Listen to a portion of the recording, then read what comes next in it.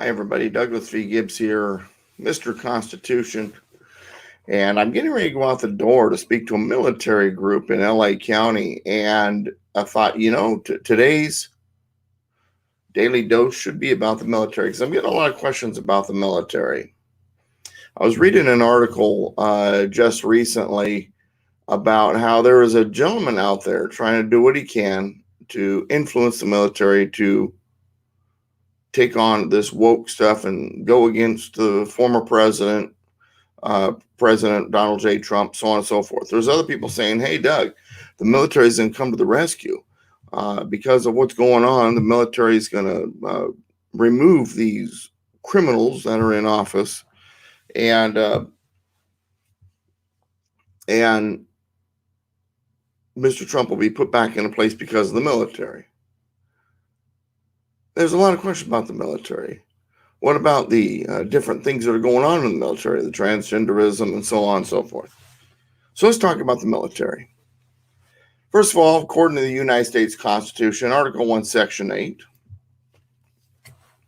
it's very specific about how the military is to be established, what it's going to be, and so on and so forth. When it comes to because you got to realize one of the purposes of the U.S. Constitution is to provide the common defense. The states individually can only protect themselves so much. And in Article 1, Section 8, it says that the Congress should have the power to raise and support armies. One of the weaknesses of the Articles of Confederation was it couldn't raise and support armies. It was all about the militias. But now we have a united army that all of the states contribute to raise and support armies, but no appropriation of money to that use shall be for a longer term than 2 years. Every 2 years, the Army needs to be refunded in the budget. This was a protection mechanism against the Army becoming a standing Army. If it's being used against the people were the voice of the House of Representatives, and they could defund the Army by removing them from the budget, because all budget bills must start, according to Article 1, Section 7, with the House of Representatives. So here we are, we got the Army, it must be funded every 2 years. Then the next part says to provide and maintain a Navy. Navy is automatically funded. Well, the Navy is needed to protect the trade routes, things like that. Then it goes on to talk about how, in Article 2, how the president is commander-in-chief.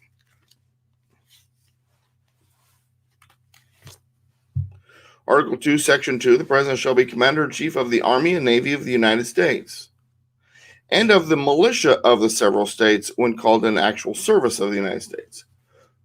When the militia is called into service of the United States, the president is commander-in-chief, not otherwise. Army and Navy, always under the service of the United States, so he's always commander-in-chief.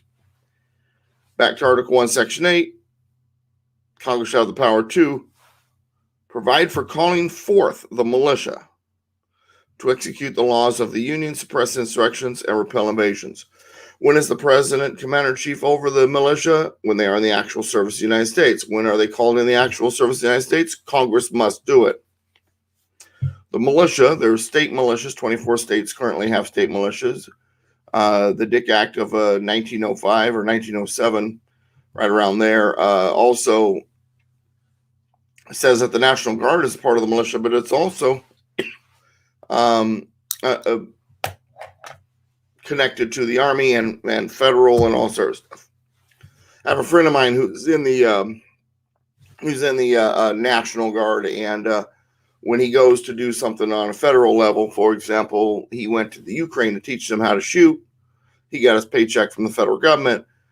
When there's a natural disaster and he's tossing sandbags for the state of California, he gets his paycheck from Sacramento. All right, now,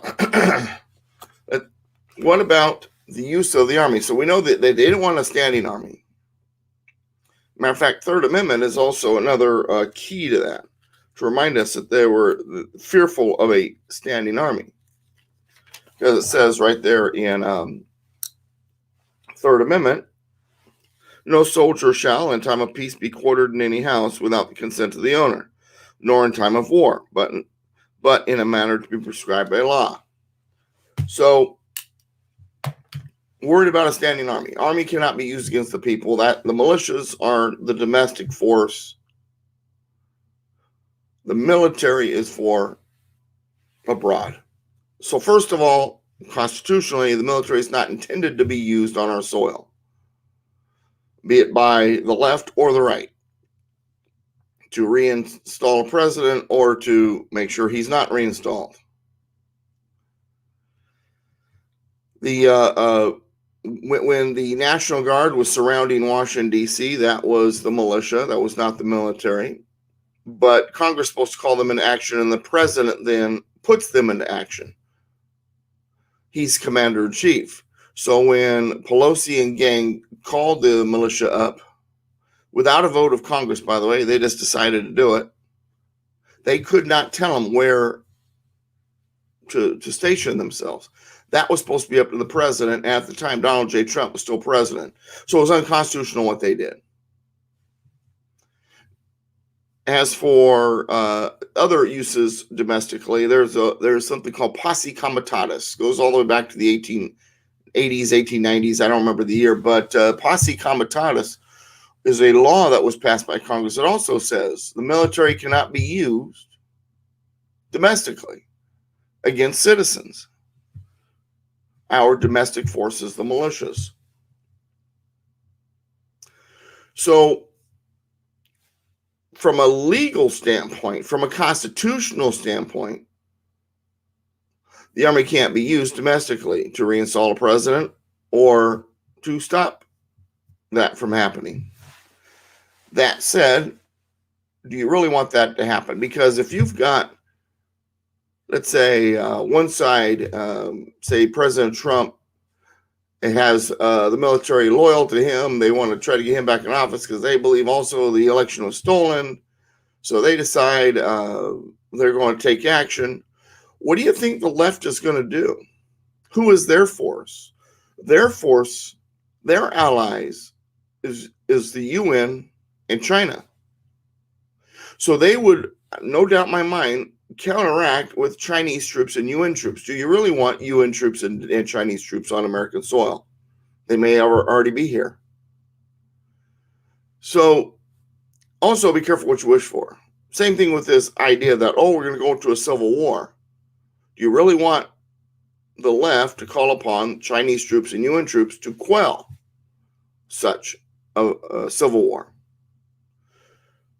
So when it comes to the military, first of all, legally, from a standpoint of legalism, can't be used domestically. Now that said, the left's doing what they can to control the military with the wokeism and so on and so forth. Because see, what tyrants, what they do is they step-by-step take over. They infiltrate education so they train the children up. They infiltrate the media so they can dictate what the message is. They change it from being a republic to a democracy with things like the 16th and 17th Amendment to eliminate the voice of the states so that it's easier for them to take control without a check and balance like the states involved to stop their check and balance. To stop their takeover, They infiltrate entertainment industry, just like with the media, so that you're getting the message they want you to hear. Then they infiltrate the military because they don't want the military turning against them. And they do want to use it against the American people, regardless of what the law says. And that may be what's on the horizon. So they are inserting the wokeism. They are inserting transgenderism and so on and so forth in the military. And they are inspecting the thoughts of the military members, and they are working to discharge anyone who is a domestic terrorist. In other words, supports Donald J. Trump. The military is a valuable tool. From a constitutional standpoint, it cannot be used domestically. With all the wokeism that's being injected into the military right now, I'm a firm believer that the plan is, by the left, ultimately use it against the people, despite what the Constitution or posse comitatus says. All right, thanks for watching. We'll see you next time. United we stand, combined we kick butt. God bless America, and God bless you. We'll see you next time.